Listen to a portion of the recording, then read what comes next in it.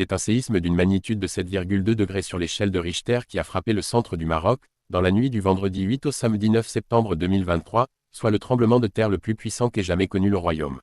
L'épicentre du séisme s'est déclaré au niveau de la commune d'Iguil, dans la province d'Al-Haouz, dans le Haut-Atlas, au sud de Marrakech, la troisième plus grande ville du pays. Le bilan, provisoire jusqu'ici et qui risque de s'aggraver dans les prochaines heures et les jours qui suivront, est déjà de 632 morts et 329 blessés, comme l'a annoncé le ministère de l'Intérieur marocain par l'intermédiaire de la chaîne publique de télévision Al Aoula.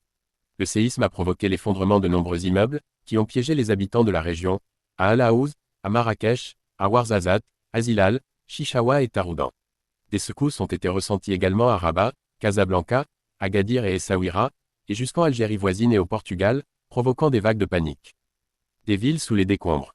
La médina de Marrakech, inscrite au patrimoine mondial de l'UNESCO, déjà fragilisée par le vieillissement des bâtiments et qui avait pourtant connu un plan de renforcement en béton armé après le meurtrier tremblement de terre d'Al Hoceima survenu en 2004, a été durement touchée, des quartiers entiers se retrouvant sous les gravats et la poussière. Le centre régional de transfusion sanguine de Marrakech a lancé un appel au don du sang pour soigner les nombreux blessés. À Rabat, à près de 350 km d'Iguil, comme à Imsouane, à 180 km, les gens ont fui leur maison, craignant des répliques du séisme, et se retrouvent à l'extérieur, sur les places ouvertes. Au Maroc, ce tremblement de terre rappelle le terrible séisme de 1960 qui avait frappé Agadir, causant la mort de plus de 12 000 personnes. Le séisme était alors d'une magnitude de 5,7 sur l'échelle de Richter.